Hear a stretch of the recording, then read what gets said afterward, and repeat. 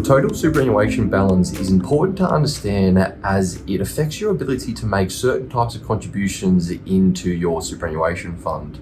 Now, total superannuation balance is effectively how much you have in the superannuation system as at the previous 30 June. Now, there are some contributions that are impacted by your total superannuation balance and there's some that are not. Some of the main types of contributions that are impacted by what you have inside superannuation is concessional contributions, particularly in relation to carry forward catch-up contributions, the work test exemption, non-concessional contributions, government co-contributions, and also spousal contributions for which a tax offset can be claimed. Now, in this video, I'm going to talk specifically about total superannuation balances and how it impacts your ability to make voluntary contributions. I'm not going to talk too specific about the age-based criteria, so I'm going to flip my screen and we're going to go through some diagrams right now. Starting off with non-concessional contributions, which are personal contributions made into superannuation with either after-tax income or other available sources of capital which are not actually subject to superannuation's concessional rate of 15%. Now, an annual cap applies to standard non-concessional contributions, which are currently $120,000 each financial year you can get into superannuation after tax, but within certain balance thresholds, you can look to borrow a few more annual caps or few more future years caps under what is called a bring forward arrangement. Now, the maximum amount you can bring forward is up to 3 years in the future. So essentially this financial year's cap plus 2 more in the future. And it's 3 times the standard annual cap. So essentially, under a full bring forward period of 3 years, you can look to get up to $360,000 into your superannuation fund, provided that your total super balance as at the previous 30 June is below $1.66 million. Now that starts to taper off once your balance does increase, or if your balance is between $1.66 million and $1.78 million, you're restricted to only 2 years, which is effectively $240,000 you can get into superannuation. Again, it reduces between this band here, $1.78 million to $1.9 million. You're only limited to the standard non-concessional cap of $120,000, and it eventually phases out once your total super balance is at the general transfer balance cap of $1.9 million or above. You can no longer make any further non-concessional contributions into superannuation.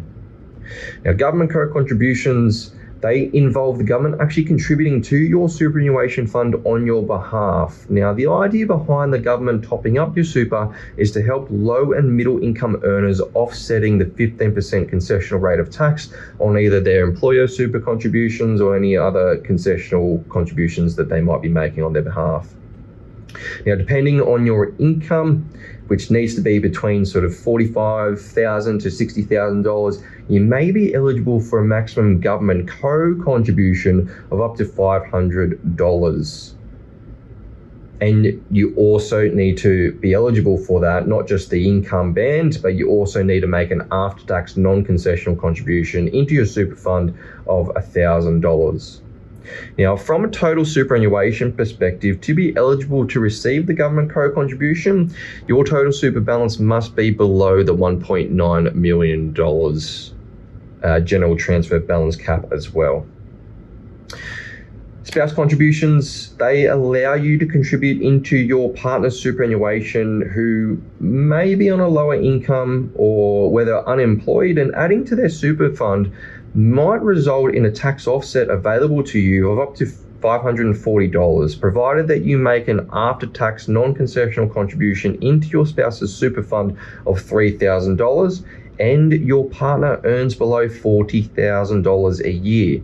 Now, the receiving spouse's superannuation fund or total superannuation balance must be under, again, the transfer balance cap of $1.9 million.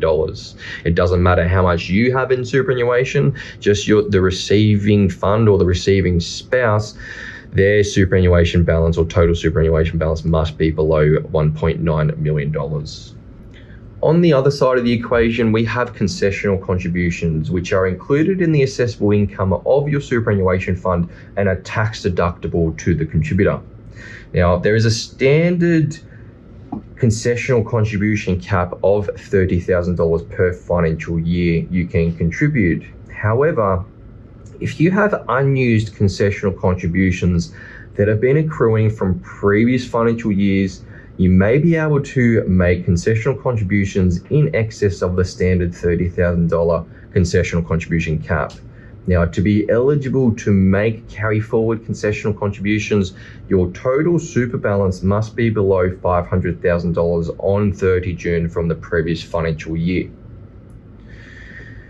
If you are between the ages of 67 and 75 and wish to make personal deductible contributions, you need to meet what is called a work test.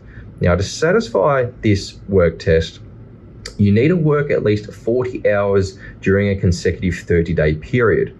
However, if you don't meet this criteria, you can use the work test exemption, which is on a one-off basis, provided that you actually satisfied the work test in the prior financial year in which the contribution is made and your total superannuation balance is below $300,000. There are some contributions that are not impacted by your total superannuation balance, and some of them are your concessional contributions or concessional contributions up to the standard concessional cap of $30,000. It doesn't matter how much your total superannuation balance is, you are not restricted to make contributions up to the standard annual limit. The only thing that will restrict your ability to make those contributions is your age. Downsizer contributions, so if you've owned your principal place of residence for more than 10 years and are over the age of 55, you can make downsizer contributions of $300,000 per person into your superannuation fund, regardless of what you have in the superannuation environment. Structured settlement of personal injury contributions and also small business CGT concessions.